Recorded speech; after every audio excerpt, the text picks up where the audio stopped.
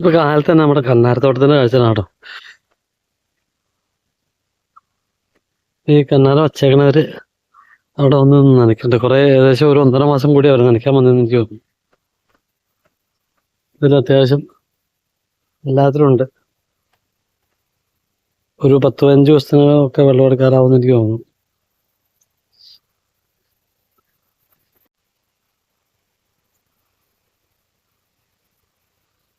അല്ല, താഴെ കുറച്ച് കപ്പ ഇട്ടിട്ടുണ്ട് നമ്മള്. ഇത് തെറ്റാണ്, നമ്മള് തെറ്റാണ് കപ്പയാണത്.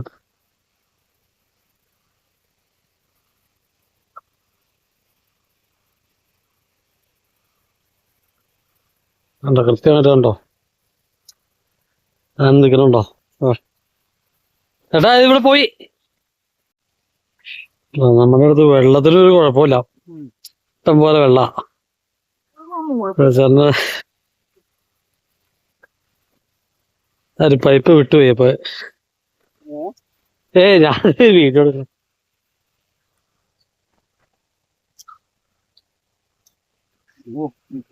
നിക്കണില്ല, നല്ല ഫോഴ്സിലെ വെള്ളം തന്നെ.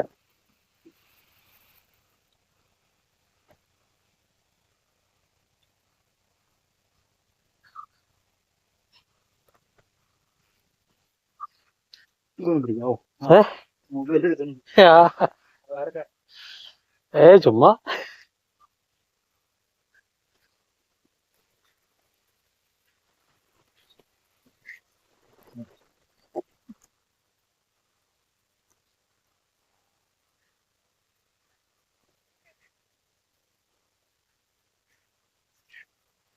ഒന്ന് ഓഫ് ചെയ്യേണ്ടി വരുന്നു എനിക്ക് തോന്നുന്നത്. ഓഫ് ചെയ്യേണ്ടി വരുമായിരിക്കും അല്ലേ? ബുദ്ധിമുട്ട്.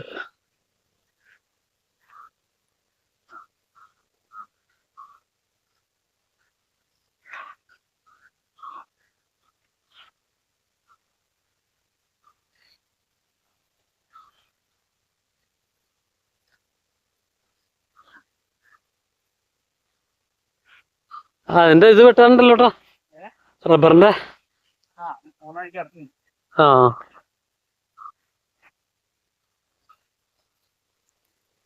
അപ്പൊ എനിക്ക് പറ്റാത്ത, അതിന്റെ ഉള്ളിലേക്ക് നമുക്ക് ആ കാനയുടെ ഉള്ളിലേക്ക് കയറി ചെല്ലാൻ പറ്റണല്ലോ. ആ നിങ്ങളാകുമ്പോ ആ ഷൂസ് കിട്ടുള്ളല്ലോ. ഇത് പതുക്കെ മുഴുവൻ പോറുവാ, പേതകട മുഴുവൻ.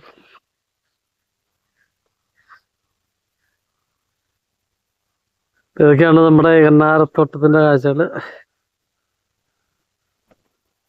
അതായത് കപ്പ കുറച്ചുകൂടെ നന്നായിട്ട് കാണും. അത്യാവശ്യം കുഴപ്പമില്ലാണ്ട് വരുന്നുണ്ട് നമ്മുടെ കപ്പ.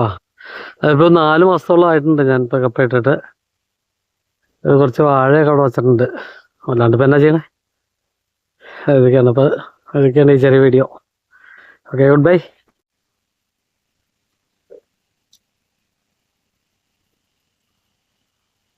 അത്യാവശ്യം എല്ലാ കാര്യം തന്നെ ചെറിയ പൈനാപ്പിളും ഉണ്ടായിട്ടുണ്ട്. ഈ ഇവിടെ നിന്ന് നനയ്ക്കത് കുറേ കറിയായിട്ടാണ് ചെയ്തേക്കണേ. ഇതിൻ്റെ ഇടയ്ക്ക് ചെറിയൊരു പണിയുണ്ട് എനിക്ക്. ഇടയ്ക്ക് റബ്ബർ നിൽക്കണല്ലേ, അപ്പൊ ആ റബ്ബറിന്റെ ഇടയ്ക്കേക്കടെ ഒന്ന് പോയിട്ട് റബ്ബറിന് കൂടുതലായിട്ട് ശിഖരങ്ങൾ ഉണ്ടായി വരും. ഇത് നമ്മൾ ഒടിച്ചെറിഞ്ഞാൽ ഒറ്റത്തടിയായിട്ട് നമുക്ക് റബ്ബറിനെ കിട്ടില്ല. ഇതിന്റെ ഇടയ്ക്കേക്കടെ വന്ന് ഉടയ്ക്കാനൊരു പാടുള്ളതുകൊണ്ടാണ് നമ്മളത് അതുപോലെ ശ്രദ്ധിച്ചിട്ടും ഉണ്ടായിരുന്നില്ല. നേരെ ഉള്ളത് ഒഴിച്ച് ബാക്കി ഇതൊക്കെ അല്ലെങ്കിൽ ശിഖരങ്ങളായിട്ട് വരും റബ്ബറിന്റെ. അപ്പൊ അത് പണിയാവും. ഇതിപ്പോ കൂമ്പാണ്, അതുകൊണ്ട് നമുക്ക് പെട്ടെന്ന് ഒടിച്ചെടുക്കാതെ.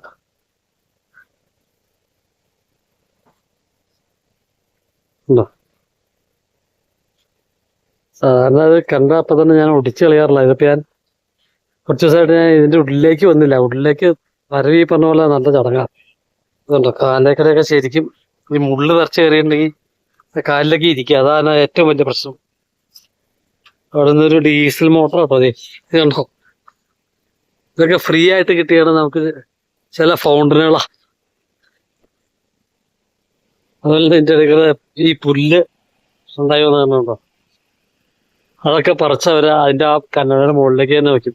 കാരണം വെയിലേറെ അടിക്കാണ്ടിരിക്കാൻ വേണ്ടിയിട്ട്. അവിടെ ഈ ഒരു ചെറിയ മോട്ടർ ഇതാണ്. അവിടെ നമ്മുടെ കുളമുണ്ട്. അപ്പൊ ആ കുളത്തിൽ നിന്നാണ്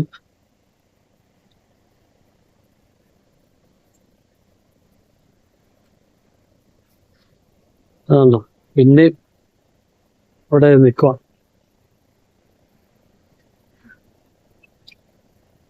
നമ്മളത് പറിച്ചു കളഞ്ഞു.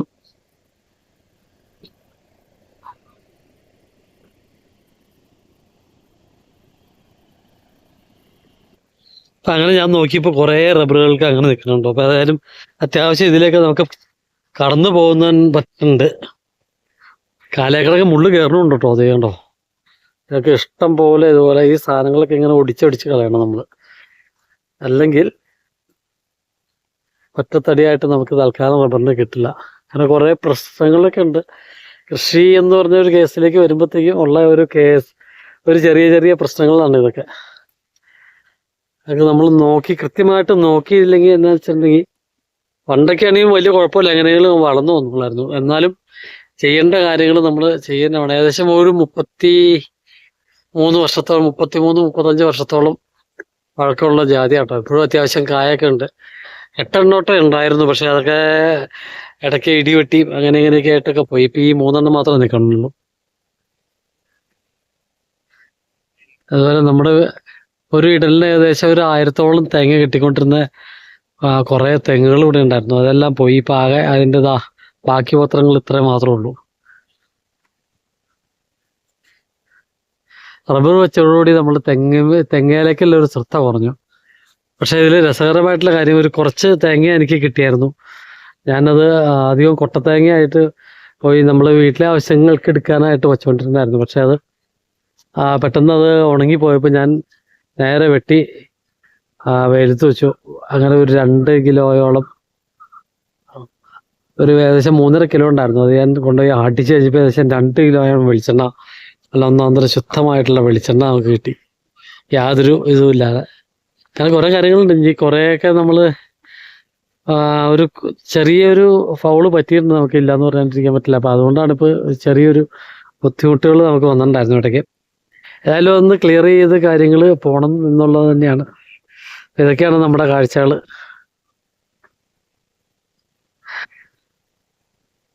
അടുത്തപ്പോൾ ഒരു കുളമുണ്ട് കേട്ടോ. ആ കുളത്തിൽ കണ്ടോ നിറച്ച് ബ്രാല.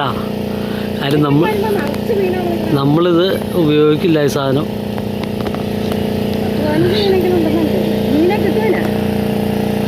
ഇതുണ്ടോ,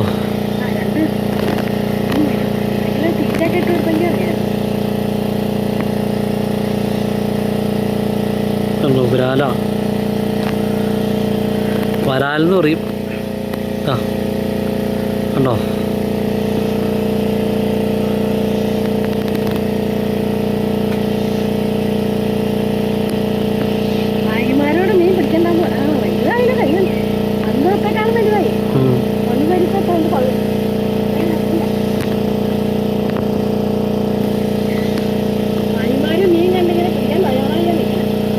വിരാല്. ഞങ്ങൾ വിരാലെന്ന് പറയും. വരാലെന്നുള്ള അല്ല ശരിക്കും ഇതിൻ്റെ പേര്. ഞാൻ ഈ വീഡിയോയിൽ പോയി പറഞ്ഞല്ലേ. കണ്ടോ, അതാണ് നമ്മുടെ കുളത്തിൻ്റെ ഒക്കെ കാഴ്ചകൾ.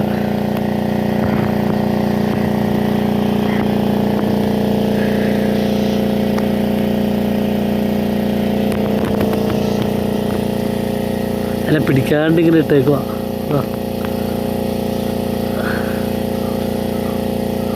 നോക്കി 2 നിൽക്കണുണ്ടോ? 2 കുറേ ഉണ്ട് ഇതിൽ.